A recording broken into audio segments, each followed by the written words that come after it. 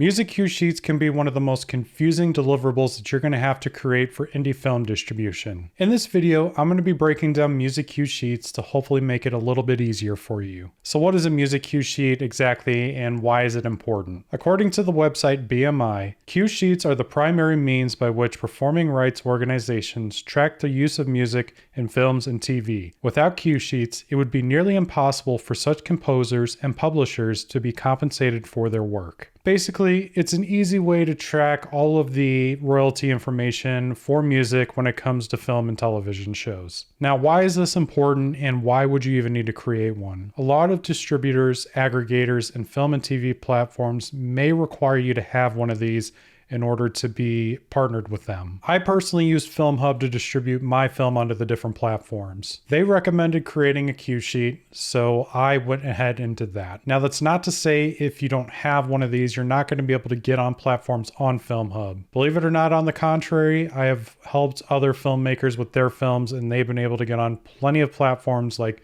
Tubi and Amazon and all these other ones without having a music cue sheet. If you have watched my Filmhub tutorial, you'll know that I recommend creating one of these because I think it's important to have all of your ducks in a row when it comes to paperwork and all of that. But again, it's not the end of the world if you don't have one of these. Now, I'm going to preface this tutorial and say that I'm not exactly a professional when it comes to creating one of these. I assume if you're coming to my channel that you are a no-budget filmmaker and you're pretty much doing everything yourself. I created mine with the best of my knowledge, and I'm going to be doing the same here with this tutorial, but it may be worth having a professional music department look at yours if you have a little bit extra cash. But if not, you're more than likely going to be fine with what you have, especially if you are using royalty-free music. I highly recommend keeping your film all royalty-free or having music created for it and you have the rights to use it without having to pay out royalties.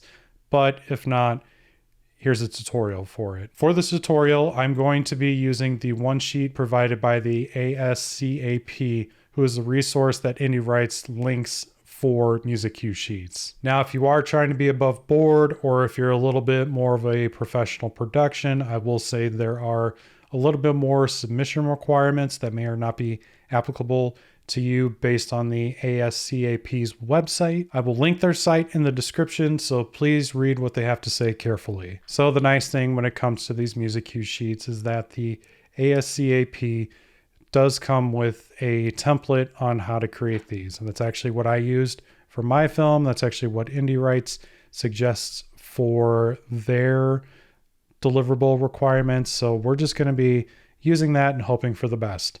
So here is my personal music cue sheet that I used for my film, Cashing Out. And like I said, they have a one sheet which has a bunch of the definitions. So we're going to be using that and just, like I said, doing this to the best of our ability. So let's go ahead and break down this cue sheet really quick before we start getting into the weeds. So we have the cue sheet classification. I wrote original. We have the prepared date, which I prepared mine on January 5th of 2020.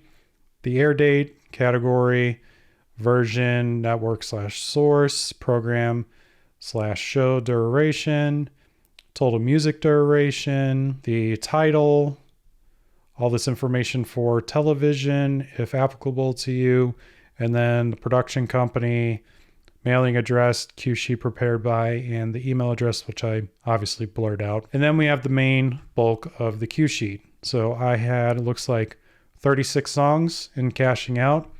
On the sheet, they have the cue title, which is the title of the music performed in sequence. So let's go ahead and start with my first song here, which is called Kanye Quest Synth Bass, which is something that I got from the YouTube channel Film Rights, Triune Films store, where they sell copyright-free music. And then we have the different usage codes, which they have laid out here, but they also have all the usage codes in here too. So this is where we start getting into, I'm just using my best guess here, but we have BI, which is background instrumental, underscore and non-visual off-camera source. We have BV, which is background vocal, underscore or vocal, or non-visual vocal source. We have VI, which is visual instrumental, on-camera instrumental performance. We have VV, visual vocal or on-camera vocal performance. MT, main title theme, opening title theme. I assume that's for a TV show. We have ET, end title theme, closing title theme. Again, first show.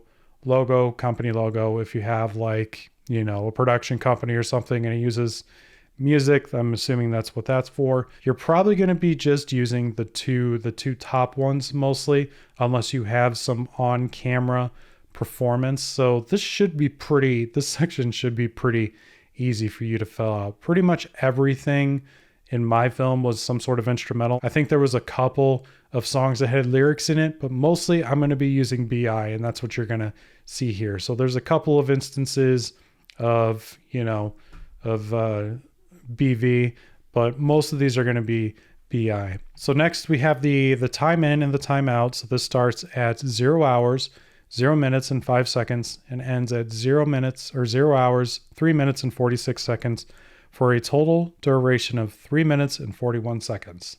Pretty easy. You can import your film. If you edited this in like Premiere or something, you should be able to get that time code very, very easily. So this part should be pretty easy to you, and the duration should also be pretty easy too, so you can set in and out points. So we have the roll. So let's see what they have for the roll here. So it says, upon selecting roll, the template will shade areas where you may not type information, but let's ignore that. Composer, writer, first name, last name, publisher, individual or corporation responsible for, arranger, arranges musical composition. I think I used all composers for this. That's why you see everybody is a composer here. So we have the name, Ryan Connolly, first name Ryan, last name Connolly. He's the one who owns Filmright, if you're familiar with that YouTube channel. So pretty easy there. And then the affiliation, it says use the drop down. So select the performing rights organization. Public domain, works in the public domain are those whose intellectual property rights have expired, have been forfeited, are inapplicable. The public owns these works, not an individual author, publisher, or artist. For the affiliation, I just left unknown, unless, like I said, they specifically listed the affiliation, which Artlist does not, but Storyblocks did list a couple of the affiliations, so I did fill those out wherever, you know, those came in. And the publisher's name, I didn't realize this was a drop down. It's been a few years since I put this together. This is a PDF, but the roll, you'll select a drop down. If there was a publisher, this wouldn't be grayed out, so that's why that's grayed out, obviously. And then for the shares, it says ownership of music, 100% total composer, 100% for the publisher, not required for licensed music. So that is not required for licensed music. That is why I put 0%, because all of my music is royalty free and licensed to me. So there's no royalties that need to go to anybody. So that's pretty easy. And let's go to the next song, which is Runnin' by Mark Robillard, which is actually a background vocal because there's actually vocals in this song. And it runs at 0 hours, 7 minutes and 13 seconds. And then it ends at 0 hours, 8 minutes and 6 seconds for a total duration of 53 seconds. They're the composer, so we don't have the publisher's name. And then for the pro affiliation, there isn't one. And then obviously 0% of the shares because the license is to us on the music. So you're going to go through line by line and list all the different music that you have. Like I said, you're mainly, if you're doing a film, you're mainly going to be using the BI and the BV for your films, unless you just have some on-screen performance. Then you're going to use the VI and the VV. You could use the MT and the ET if you have some sort of television show, or the logo if you have a logo for your film and all that.